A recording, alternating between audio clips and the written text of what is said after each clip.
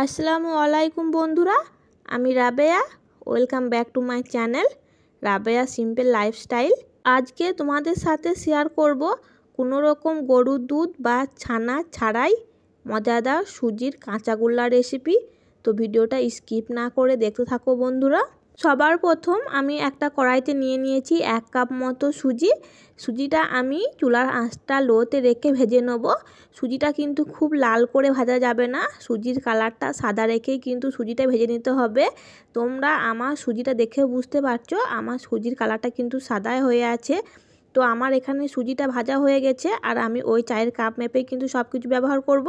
এবার সুজিটাকে আমি একটা মিক্সার গ্রাইন্ডারের মধ্যে ঢেলে নিচ্ছি। আর মিক্সার গ্রাইন্ডারের মধ্যে ঢেলে নিয়ে আমি সুজিটা কিছুটা ঠান্ডা করে নেব, তারপর সুজিটা আমি ব্লেন্ড করে নেব। গরম কোনো জিনিস কিন্তু মিক্সারে ব্লেন্ড করা যাবে না। এবার ওই কড়াইতে আমি নিয়ে নিয়েছি ওই চায়ের কাপেরই 1 কাপ মতো চিনি আর ওই চায়ের কাপেরই 1/2 কাপ মতো পানি। এবার চিনিটা আর পানিটা খুব ভালো করে ফুটিয়ে আমি একটা শিরা বানিয়ে নেব। চিনির শিরাটা কিন্তু খুব বেশিক্ষণ ফোটানো যাবে না, যতক্ষণ না পর্যন্ত চিনিটা গলে আসছে ততক্ষণ পর্যন্ত ফুটিয়ে নিতে হবে। আর এখানে দেখতেই পাচ্ছ আমার চিনিগুলো কিন্তু সব গলে গেছে। এবার আমি গ্যাসের আঁচটা বন্ধ করে নেব। আমি গ্যাসের আঁচটা বন্ধ করে নিয়েছি। এবার শিরাটাকে আমি ঠান্ডা করে একটা বাটির মধ্যে ঢেলে নেব।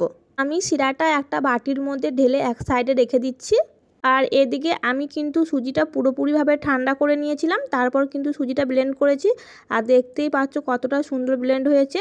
যত সুন্দর সুজিটা ব্লেন্ড করা হবে ততই কিন্তু কাঁচাগোল্লাটা খেতে ভালো হবে। একটা প্লেটের মধ্যে আমি সুজিটা ঢেলে নিয়েছি। এবার যেই কাপ মেপে আমি সুজিটা দিয়েছিলাম সেই কাপ মেপেই আমি দিয়ে দিয়েছি পাউডার মিল্ক। মানে আমি 4 ভাগের 3 ভাগ ব্যবহার করেছি পাউডার মিল্কটা। মানে আমি 1 কাপ সুজি দিয়েছি আর ওই কাপেরই 4 ভাগের 3 ভাগ দিয়েছি গুঁড়ো দুধ। এবার হাতের সাহায্যে খুব ভালো করে সুজিটা আর গুঁড়ো দুধটা একসাথে মিশিয়ে নিতে হবে। সুজি আর গুঁড়ো দুধটা খুব ভালোভাবে মেশানো হয়ে গেলে আমি আগে থেকে যে চিনির শিরাটা তৈরি করে রেখেছিলাম সেই চিনির শিরা থেকে 2 চামচ করে শিরা আমি সুজিটার মধ্যে দিয়ে দেবো। তারপর হাতের সাহায্যে খুব ভালো করে মাখতে থাকবো।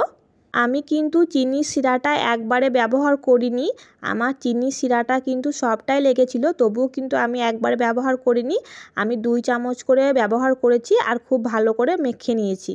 চিনির শিরাটা যদি একবারে দিয়ে দেওয়া হয় তাহলে কিন্তু মাখাটা খুব একটা ভালো হবে না, মানে কোথাও কিন্তু দলা পাকিয়ে যেতে পারে। আর 2 চামচ করে দিয়ে মাখলে কিন্তু মাখাটা খুব ভালো হয়। আমি চিনির শিরাটা দিয়ে খুব সুন্দরভাবে একটা নরম সফট ডো করে নিয়েছি। এবার হাতের মধ্যে আমি একটু ঘি লাগিয়ে নিয়েছি, তারপর অল্প অল্প করে লেচি কেটে নিয়েছি আর হাতের সাহায্যে গোল গোল করে মিষ্টির আকারে শেপ দিয়ে নিয়েছি। এদিকে আর একটা অন্য প্লেটে আমি নিয়ে নিয়েছি গুঁড়ো দুধ। তারপর একটা একটা করে মিষ্টি আমি হাতে তৈরি করে নিয়েছি আর গুঁড়ো দুধের মধ্যে খুব ভালোভাবে চেপে চেপে হাতের সাহায্যে কোট করে নিচ্ছি।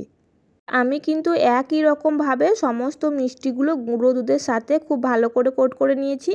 এবার মিষ্টিগুলো আমি পরিবেশন করে দেখাবো তোমাদেরকে যে আসলে কেমন হয়েছে মিষ্টিগুলো দেখতে। আর আমার এই ভিডিওটা তোমাদের যদি কোথাও কারো একটু ভালো লেগে থাকে তো অবশ্যই আমার চ্যানেলটাকে সাবস্ক্রাইব করে দিও বন্ধুরা। আর তার সঙ্গে পাশে থাকা বেল আইকনটি প্রেস করে দিও যাতে আমার ভিডিওর সমস্ত নোটিফিকেশন সবার আগে তোমাদের কাছে পৌঁছাতে পারে। আর মাশাআল্লাহ মিষ্টিগুলো দেখতে যেমন হয়েছিল খেতেও কিন্তু অনেক মজার হয়েছিল।